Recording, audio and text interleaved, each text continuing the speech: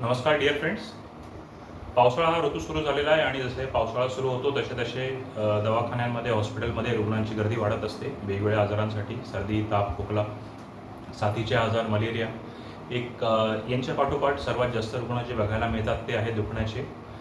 पाय दुखण्याचे, मांडी दुखणं, पोटऱ्या दुखणं, गुडघे दुखणं, टाच दुखणं याचे रुग्ण फार जास्त बघायला मिळतात.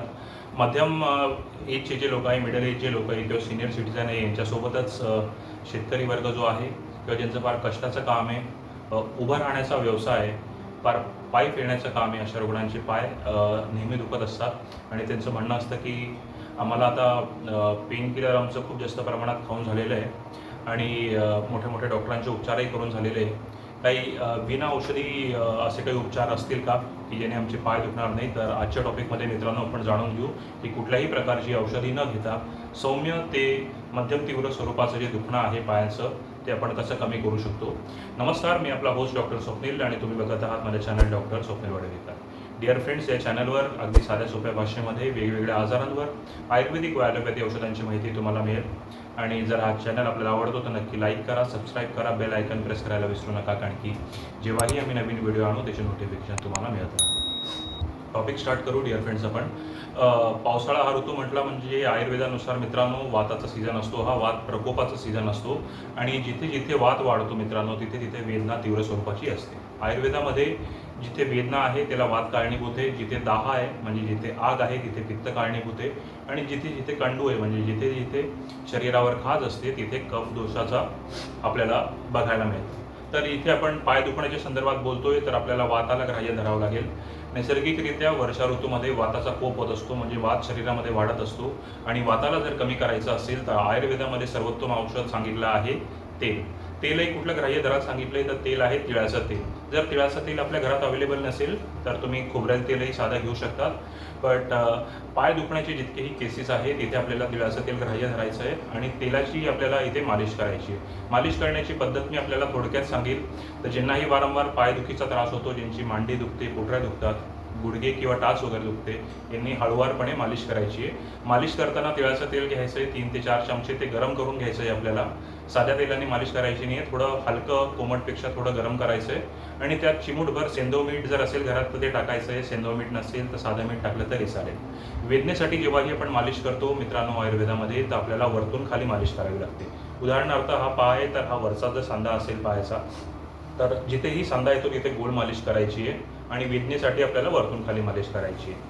मांडीचा जर भाग धरला तर वरतून खाली मालिश करायची आहे, फ्रंट साईडने आणि बॅक साईडने. गुडघ्याचा जर आपल्याला इथे भाग येतो तर परत जिथे सांधा येतो तिथे आपल्याला गोल मालिश करायची आहे.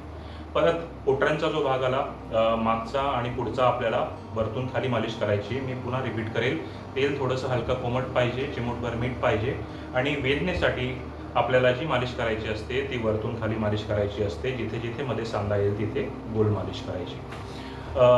जेव्हाही आपण मालिश करतो तर वाढलेला जो वात आहे तो तत्काळ कमी होत असतो तेलाच्या स्निग्ध गुणाने, वात कमी करण्याच्या गुणाने आणि जे आपण तेल गरम करतो त्या उष्ण गुणाने. आणि हळुवारपणे जो कमी झालेला हा वात आहे तत्काळमध्ये वेदनासुद्धा कमी करतो. ही मालिश तुम्ही आठवड्यातनं 3 ते 4 दिवस करू शकतात. रात्री झोपतानाही तुम्ही करू शकता. तेल फक्त गरम करून घ्यायचं आहे. मालिश देताना फार जोरदार दाब द्यायचा नाही आहे, मीडियम स्वरूपाचा जो आहे प्रेस करून आपल्याला मालिश करायची आहे. आणि सकाळी उठल्यानंतर तुम्ही पाय शेकूसुद्धा शकतात किंवा गरम पाण्याच्या टपातसुद्धा बसू शकतात. तर आपले दोन्हीही कर्म इथे पूर्ण होऊन जातात. एक सौम्य स्वरूपाचं आपलं स्नेहन होऊन जातं म्हणजे मालिशही होऊन जाते आणि स्वेदनही होऊन जातो म्हणजे शेक देणं सुद्धा होऊन जातं पायानं.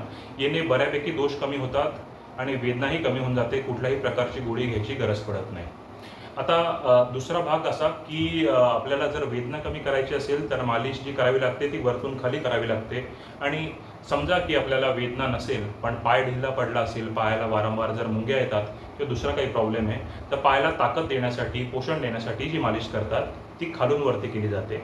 सांध्यांचं तेच राहतं, सांधा जिथे येईल तिथे गोल मालिश करायची आहे. मी रिपीट करेल, वेदनेसाठी आपण वरतून खाली मालिश करतो आणि पोषण द्यायचं असेल, ताकद द्यायचं असेल सांध्याला, पायाला किंवा हातांना तर आपण खालून वर मालिश करतो. आता कुठले जे रुग्ण आहे ज्यांनी मालिश करताना खबरदारी घ्यायची आहे किंवा मालिश करायची नाही आहे. जर पायाला तीव्र स्वरूपाची सूज असेल, फार जास्त लालसरपणा असेल, अतितीव्र स्वरूपाच्या वेदना असतील, कोणाला जर ताप आलाय, पायावर दुखापत झाली आहे, जखम झाली आहे, सेप्टिक झालं आहे, डायबिटीसच्या रुग्णांनी फार जरा जपून मालिश करायची आहे. किंवा त्यांनी डॉक्टरांचा सल्ला घेऊनच मालिश करायची आहे मित्रांनो, हे मी इथे आवर्जून नमूद करेल आपल्याला. तर डिअर फ्रेंड्स, साधा सोपा जरी वाटत असला उपाय तरी मालिश करणं आणि दुसऱ्या दिवशी सकाळी शेकणं किंवा भल्या पहाटे मालिश करणं आणि अर्ध्या पाऊण तासाने पाय शेकणं याने दुखण्याचे जितकेही प्रकार आहे, मालिशचे फायदे मी व्हिडिओ संपवता आपल्याला शॉर्टमध्ये सांगेल. मालिश जेव्हाही आपण करत असतो पायाची किंवा हाताची, तर तिथे ब्लड सर्क्युलेशन फार उत्तम होतं. मालिश केल्याने ब्लड सर्क्युलेशन झाल्यामुळे ऑक्सिजन तिथपर्यंत पोहोचतं आणि हाडांना, स्नायूंना, नसांना, शिरांना आणि धमन्यांना फार योग्यरित्या पोषण मिळण्याचं काम मालिश करते. आणि मालिश केल्यानंतर जेव्हाही आपण शेकतो तर वाढलेला जो वात आहे तो तत्काळ तिथे कमी होत असतो. असे औषधी न घेता मालिश करण्याचे आणि शेकण्याचे फायदे. आजचा हा छोटासा व्हिडिओ जर मित्रांनो तुम्हाला आवडतो तर नक्की व्हिडिओला लाईक करा, चॅनलला सबस्क्राईब करा आणि आपल्या गरजू मित्रांना शेअर करायला हा व्हिडिओ विसरू नका. पुन्हा भेटू एक नवीन टॉपिक सकट. तोपर्यंत मी आपला होस्ट डॉक्टर स्वप्नील आपली आज्ञा घेतो.